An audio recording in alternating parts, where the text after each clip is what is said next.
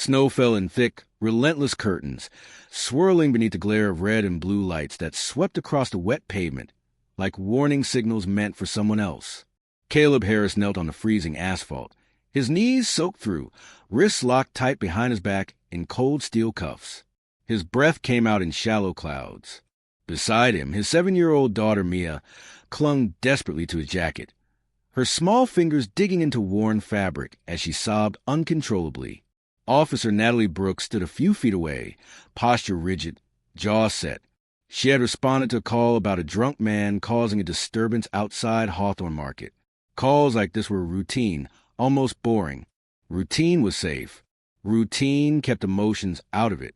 So when she spoke, her voice carried the clipped, practiced edge of authority. "Sir," stop resisting. Caleb didn't resist. He didn't argue. He simply shook his head slightly and tried to catch Mia's eyes, to ground her, to tell her without words that everything would be okay, even though he wasn't sure it would be. Natalie moved closer to conduct a quick search. Standard procedure. When she pulled up Caleb's sleeve to check for weapons, the fabric rolled back farther than intended. Black ink emerged against pale skin. A tattoo, a small shield, the number 17 etched inside it. Beneath, 2 sharp words in capital letters. Hold fast. Natalie froze. For a heartbeat, the sound of the parking lot vanished. The crying child, the idling engine, the murmurs of onlookers. All she could hear was the pounding of her own blood. The night hadn't started like this. It had started simply enough. Earlier that evening, Caleb Harris had been late again. His shift at Ridgeway Plaza had run past 9, another emergency repair in a commercial complex that never seemed to sleep. At 36, Caleb looked older than his years. Exhaustion had carved permanent lines around his eyes, and his maintenance uniform bore oil stains that no amount of washing could remove. His hands were rough, calloused from years of crawling through boiler rooms, fixing broken heating systems, rewiring panels no one else wanted to touch. He picked Mia up late from the after-school program, apologizing softly as she climbed into the passenger seat of his aging sedan. She didn't complain. She never did. Instead, she launched into an enthusiastic explanation of her math test, waving a paper marked with a bright red 94. "See, Daddy? I only missed one problem." Caleb smiled, really smiled, and squeezed her hand at a stoplight. For a moment, the weight he carried eased just a little. They needed milk and instant noodles, so he pulled into the Hawthorne Market parking lot, fluorescent signs buzzing overhead in the cold December air. Inside the convenience store, warmth and bright light wrapped around them. Mia grabbed her favorite cup noodles. Caleb added milk and a box of granola bars. The cashier, a young woman named Jasmine Reed, smiled at Mia and complimented her unicorn backpack. It felt normal, safe, like maybe they were going to be okay after all. But outside, near the ATM, something was wrong. Derek Lawson stood far too close to an elderly woman. His voice rose in sharp, angry bursts. Edith Monroe, 67, clutched her purse with both hands, shoulders hunched, eyes darting nervously. Derek looked respectable. Clean jacket, styled hair, but his eyes were cold, predatory. Caleb saw it through the store window as he paid. Something old and deeply ingrained snapped into place inside him before his thoughts could catch up. He handed Mia the grocery bag. "Stay inside. By Jasmine." Mia's eyes widened, but she nodded. She trusted him. Outside, the cold bit hard. Caleb approached calmly, hands visible, voice steady. But Derek had already shifted targets. Jasmine had stepped outside during her break, and now Derek was inches from her face, accusing her of insulting him, of declining his card on purpose, of thinking she was better than him. Jasmine backed against a brick wall, breath coming fast. Caleb stepped between them, not aggressive, just present. "That's enough," he said quietly. "Police are on their way. Walk away." Derek's anger vanished instantly. In its place appeared calculation. He looked Caleb over, the worn jacket, the tired face, the grocery bag visible through the window with a small girl clutching it, and smiled. Then he stumbled backward on purpose, knocking over a display of energy drinks. Cans clattered loudly across the pavement. "This man attacked me," Derek shouted, voice booming for the small gathering of bystanders. He threatened me. Phones came out. Recording started. Too late to catch what really happened. When Caleb stepped forward to calm him, Derek grabbed his own wrist and hissed in pain as if injured. Inside the store, Mia pressed her hands to the glass, leaving smudge prints as fear filled her face. 6 minutes later, Officer Natalie Brooks arrived. At 29, Natalie had built her career on discipline. Hair pulled back tight, uniform immaculate.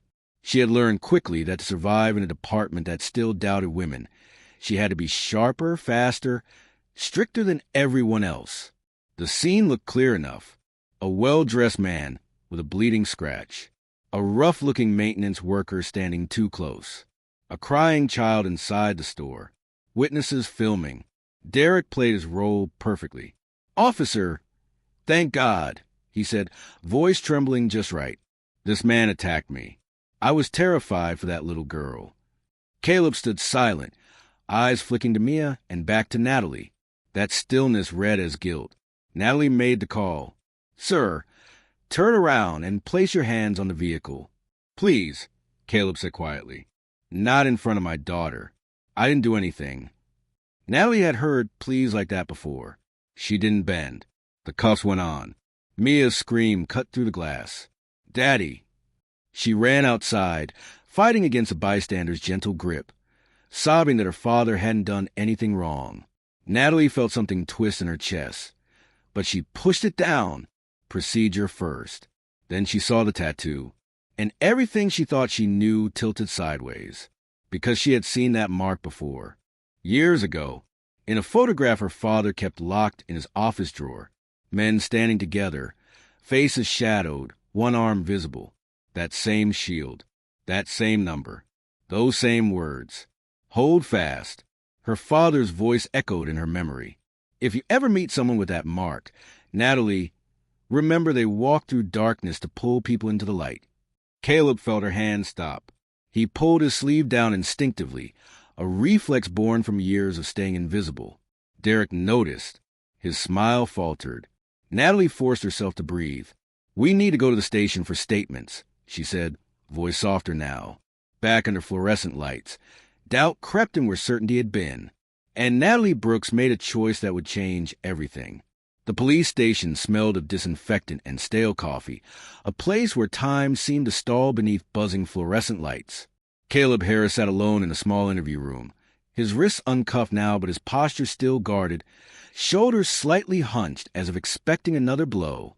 Across the hall, Mia sat curled into herself in the break room, clutching her unicorn backpack like armor, while a female officer kept watch. Captain Robert Whitman skimmed the preliminary report with barely hidden impatience. "Open and shut, Brooks," he said, tossing the folder onto his desk. "Multiple witnesses. Video of the aftermath. Process him and let the DA sort it out." Natalie stood her ground. "Sir, I want to review all the footage. Talk to the witnesses individually." Whitman's eyes hardened. "You questioning the victim now?" "I'm questioning the story," Natalie replied carefully. After a long pause, Whitman waved her off. "Make it quick. I want this wrapped by 0300. Natalie didn't waste time. She went straight to the security footage from Hawthorne Market.